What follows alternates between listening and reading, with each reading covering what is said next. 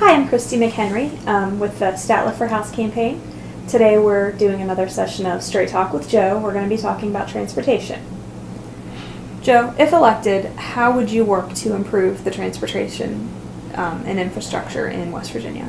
Christy, that's a great question. I will tell you that if you look at transportation and going out and going door to door and meeting with constituents out as I'm on the campaign trail, you soon to find that transportation issue is just not one issue. It's more of two issues that's out there. The first being is the roads that we have and the maintenance thereof and how they're maintained. And as we all know, we came through a rough winter, the past winter, and a lot of snow, a lot of scraping of the ice, and a lot of chemicals put on the roads to treat the roads, creating a lot of additional potholes. And with the potholes, we had a maintenance that came through and filled in the potholes, and then it wasn't properly done. How do they do it? And if you look around not only neighboring states, neighboring counties, and to see how that's happening, I'm not sure if we're doing it in a proper manner. Then we always have the same issue that we have, and I feel strong on that we're not doing a proper job of maintaining our roads, and the fact that we're not doing the ditch work that we need to do. And when we don't do the ditch work and get the water off of the road beds, we just have another underlying problem that's going to come along. And studies shows that for every dollar you do in maintenance and preventive maintenance, it'll save 16 down the road working on the highways that gets deteriorated by it. Then you have the brush cutting, or the lack thereof that's going on right now. People was telling me about how they travel down the road and they don't have room to get over, and especially on the back byways where we have a lot more of on the western end that we're looking at. And in the rural areas, those are the type of roads, and they can't pass each other without scraping and cleaning or tearing the side of their vehicles up. So you have those issues out there that people are greatly concerned in.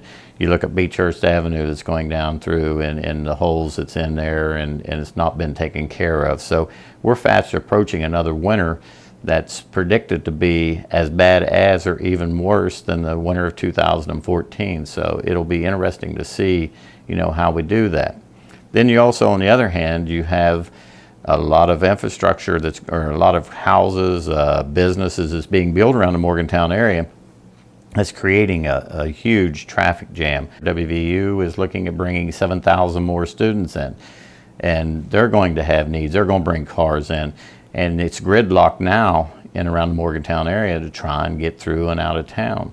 And I'm one of those that personally believes that we have to have a third bridge built across the river so that we can start moving traffic more easily and getting it in and out of the downtown area. Because if we don't, we're going to stop businesses because people will not go into a business where they're going to get stuck in traffic and take 2 hours to go in where it's usually a 15 to a 20-minute commute. So those issues are out there that we're going to have to address. And I feel strongly that we can do it. Serving on the MPO and also the Chamber of Commerce Transportation Committee, there is some legislation that they're asking for out there that would give home rule control to some of those issues here in Montague County to allow us to do some things that would help ourselves. And I believe in that. I believe in that at a home level that generally you can help take your problems and solve them better than the outside interest coming in. All right, well, thank you very much. To learn more, follow us on Facebook or check out statlerforhouse.com, and that's Statler4house.com. Thank you.